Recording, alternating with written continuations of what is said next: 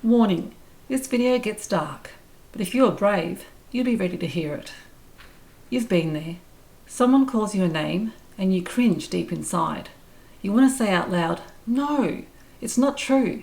But over time, you find yourself even acting out the traits of exactly what you've been called.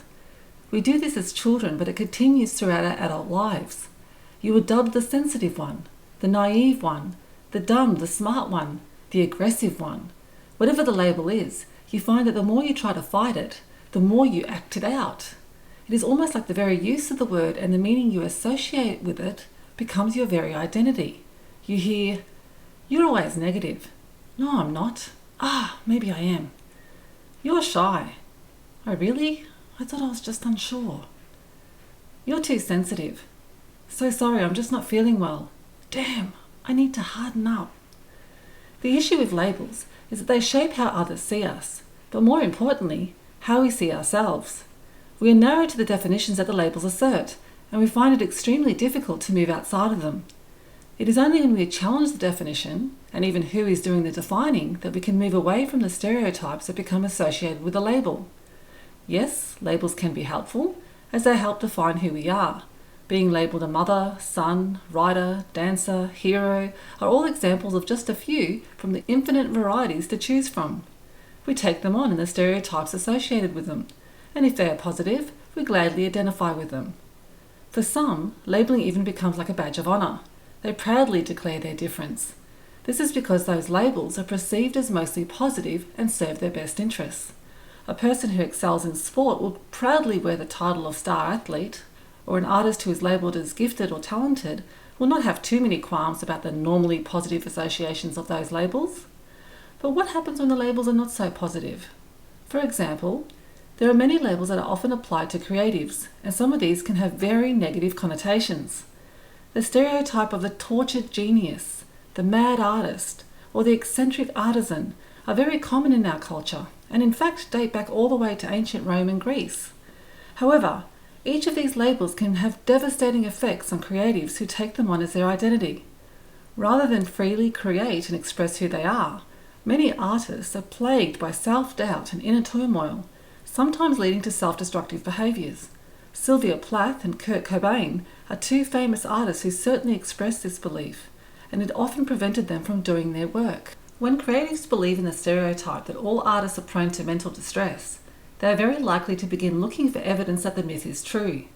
As soon as they become upset or feel the slightest tinge of sadness, which, by the way, is totally normal when you're putting your heart and soul into your work, they may take any sign of distress as a sign. Look, the stereotype is true, they think. I'm the melancholic artist just like they say. I struggled with this for a long time. I identified with negative labels because I believed that they were true. It wasn't until I learned that labels, or stereotypes, are created by people, just like myself, to classify people in their world, and only to one group's very narrow criteria. Very often, these criteria pigeonhole you according to someone else's definition of what is normal behaviour and what is not. If your behaviour is viewed as too different or a threat to the status quo, the individual with a negative label can even be condemned. This is when labels become nasty, when they carry a social stigma. Growing up with stigma not only affects the stigmatised, but also all those around them. A parent who is suffering from the effects of stigma will pass their shame and trauma to their children, thus leading to their own emotional distress and even isolation later in life. So how do labels lead to social stigma? When a label is viewed as negative, the person carrying the label can be unfairly and sometimes even atrociously treated. People even avoid them because they don't want cross-contamination. The worst manifestation of this was during World War II, when in some parts of the world, anyone that was seen as associating with a person labelled as a Jew, gypsy, or mentally or physically disabled were ridiculed and even condemned. The labels attributed to these individuals who were alleged to carry dis-ease and illness were captured by those in the seat of power, who even capitalised on the negative stereotyping to justify the creation of concentration camps to confine and execute the so-called social undesirables. Those who were labelled as mentally ill were even castrated to prevent the spread of the disease, and many parts of the world, not only in Germany, which is often singularly blamed, but America, British and Russian doctors and others in position of authority began advocating euthanasia for those labelled as socially undesirable.